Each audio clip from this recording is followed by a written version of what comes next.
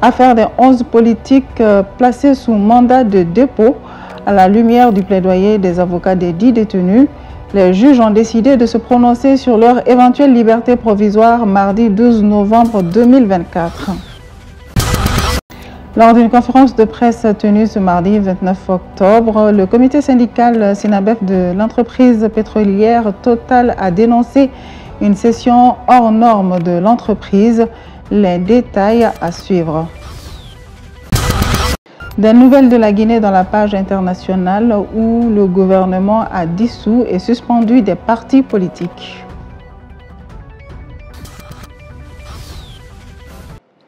Aimables téléspectateurs, vous êtes sur Djoliba TV News, la page d'information, c'est le Djoliba Evening News. Bonsoir à toutes et à tous et bienvenue. Placé sous mandat de dépôt depuis le 24 juin 2024, le délibéré concernant la demande de mise en liberté des 11 leaders politiques est fixé au 12 novembre 2024. La nouvelle est tombée ce mardi 29 octobre 2024 après un débat en audience à la Cour d'appel de Bamako sur le dossier. À la lumière du plaidoyer des avocats des 10 détenus, les juges ont décidé de se prononcer sur leur éventuelle liberté provisoire le mardi 12 novembre 2024. Les détails dans ce récit de Aboubakar Warma. Il y a environ un mois, le dossier des 11 acteurs politiques de la coalition des partis signataires de la déclaration du 31 mars 2024 a été envoyé devant la Cour d'appel de Bamako où la chambre d'accusation devait programmer le jugement de l'affaire en réponse à leur demande de mise en liberté provisoire. Ce mardi 29 octobre 2024, l'affaire a été de nouveau portée devant le juge. Au cours du jugement, les avocats des 10 accusés ont tous plaidé pour la libération de leurs clients. Entendus plus ou moins par la Cour, cette dernière a fixé le délibéré de leur demande de mise en liberté au 12 novembre prochain.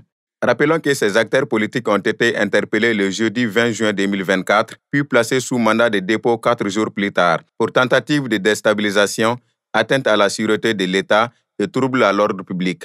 Ils s'étaient réunis dans un domaine privé malgré la suspension des activités des partis politiques sur l'ensemble du territoire national par les autorités de la transition. Le jeudi 19 septembre dernier, le juge en charge de l'affaire au tribunal de la commune 5 avait donné son quitus pour leur libération sous contrôle judiciaire. Le procureur s'était opposé à cette décision et avait fait appel. Malgré cette position catégorique du procureur, les proches et les collaborateurs de ces détenus politiques ainsi que la classe politique malienne n'ont cessé d'appeler à leur libération, évoquant principalement des poursuites abusives et de l'état de santé dégradé de plusieurs d'entre eux. Enfin, l'espoir renaît pour ces accusés en détention depuis plus de 130 jours, malgré les enjeux de ce climat de tension politique. Rendez-vous le 12 novembre prochain pour en savoir davantage sur ce dossier.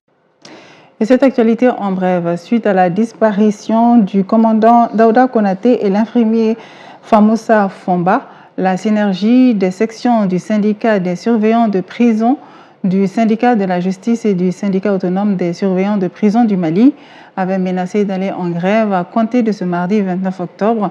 Les fêtières regroupant les surveillants de prison ont finalement suspendu leur mouvement de grève suite à des négociations avec le ministre de la Justice et des Droits de l'Homme, garde des Sceaux, Mamadou Kassogué, qui aurait donné l'assurance aux syndicalistes de s'investir davantage pour le retour de Daouda Konaté et Famoussa Fomba, sains et saufs dans leurs familles respectives. Pour l'instant, les 2 personnes sont toujours portées disparues. Cet autre point de l'actualité, lors d'une conférence de presse tenue ce mardi 29 octobre, le comité syndical SINABEF de l'entreprise pétrolière Total a dénoncé une session hors norme de l'entreprise. Selon les membres du comité syndical, Total Énergie aurait cédé une partie de ses actions à une société béninoise.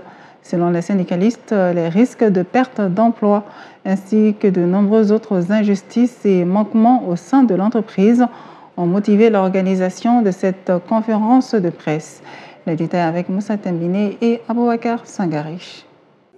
Suite à la cession de l'entreprise pétrolière Total Énergie à une société béninoise, les employés expriment leur mécontentement.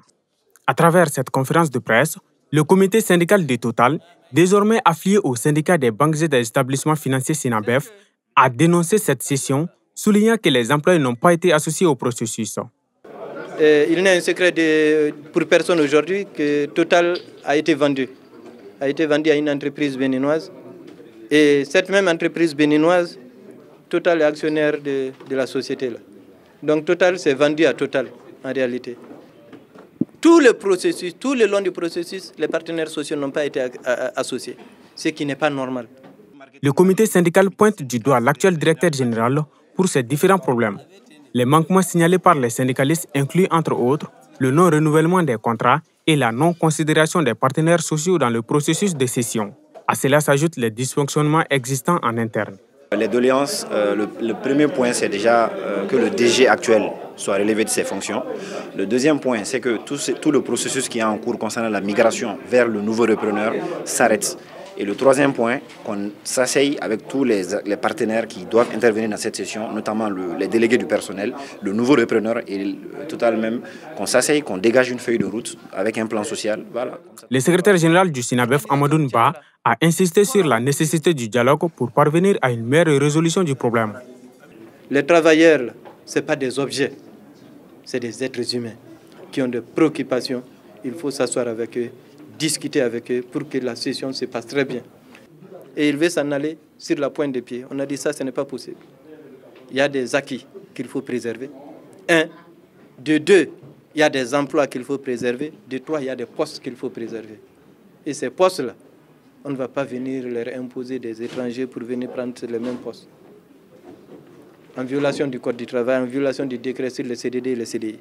Le comité syndical de Total, qui était affilié à la Confédération syndicale des travailleurs, a rejoint l'Union nationale des travailleurs du Mali à travers le SINABEF depuis le vendredi 25 octobre dernier.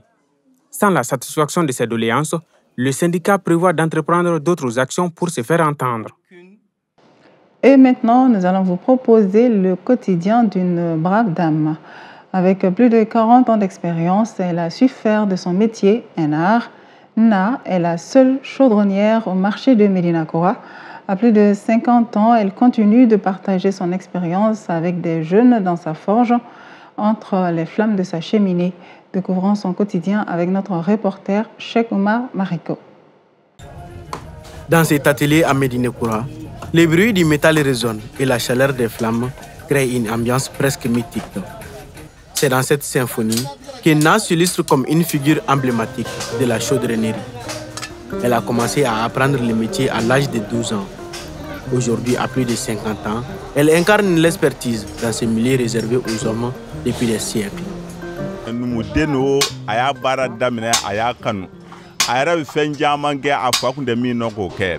Ne même so shido ne ga yele la bon fa kam ne nana ne na nyono ne ma shido mamma le ka bara nyona ka ne to do awani ay ba o barmada nga barmada da mate fewro ba akono mobili mina du beni amodani ina ba chiga mina du fono be amolu la den wolala ay du sorala a furlala. Donc, à la barkala, avec Fodé, on est depuis un an, on a des mousseaux, on a des barrages, on a des peu, on a des Na est peut-être la seule femme dans ce domaine, mais elle n'a jamais considéré cela comme un obstacle. Orpheline de mère dès son enfance, Na a appris les rudiments de la chaudronnerie aux côtés de son père et de son frère. Ne baba na jona, na mona ngorgane fabu. Bode barazini.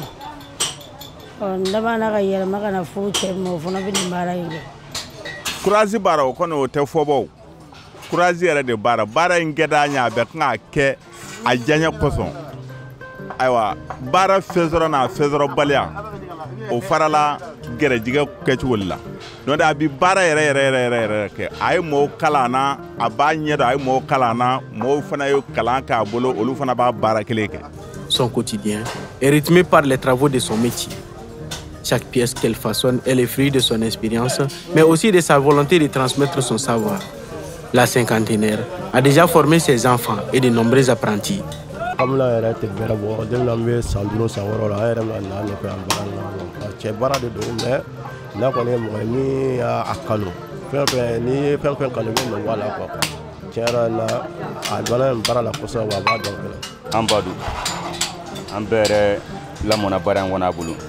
ka baranke donc di ma bla baran ko na rere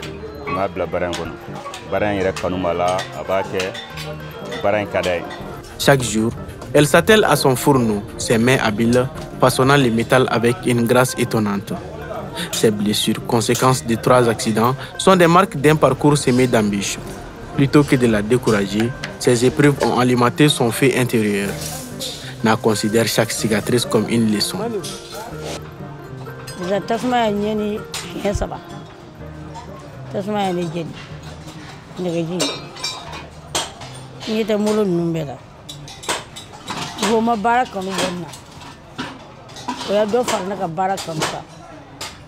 Dans un milieu souvent perçu comme exclusivement dédié aux hommes, Na s'impose comme un modèle de force et de courage.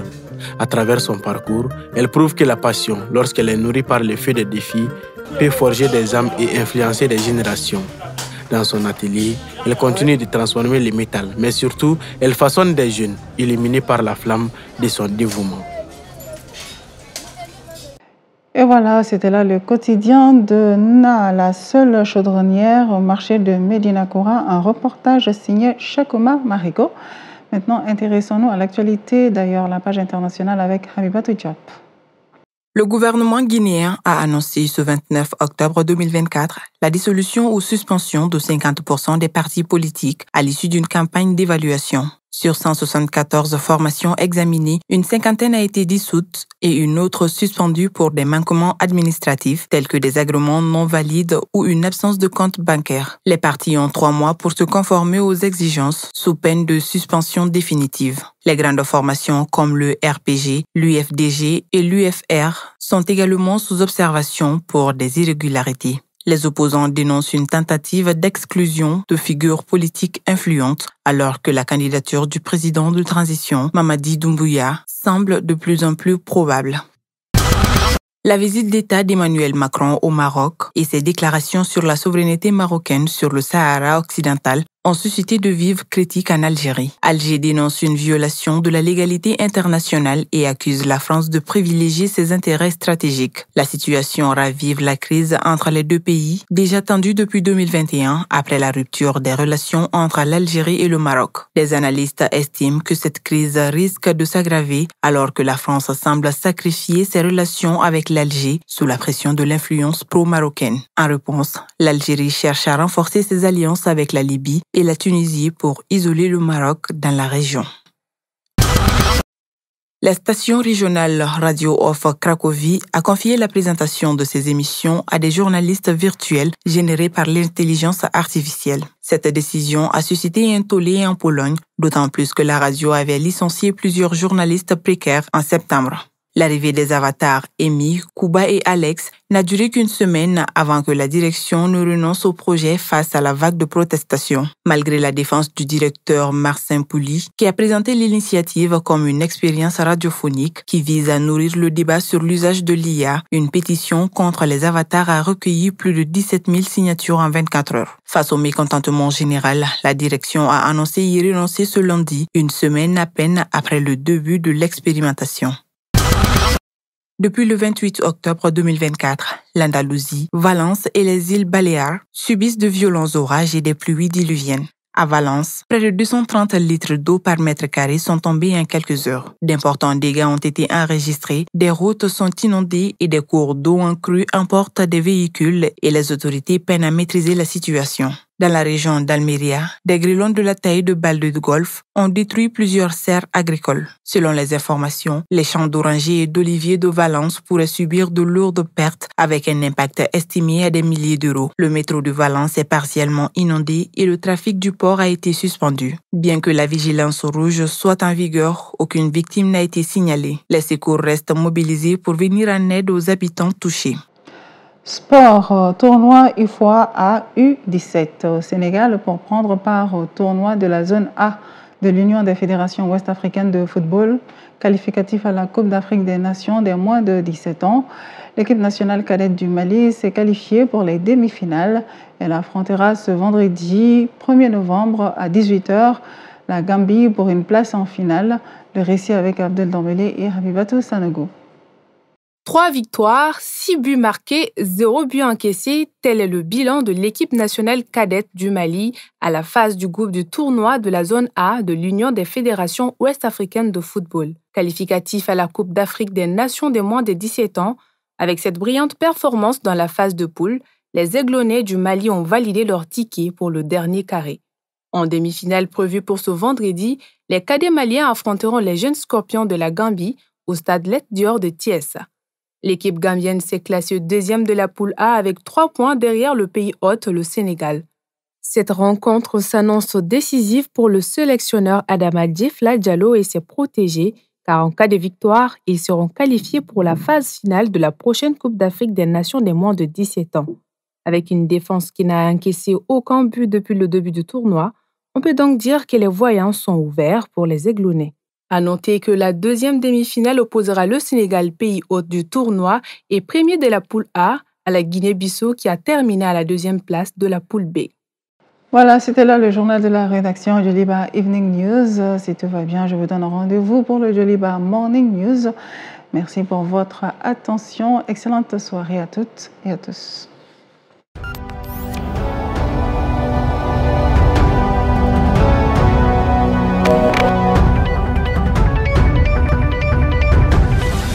Joliba Evening News.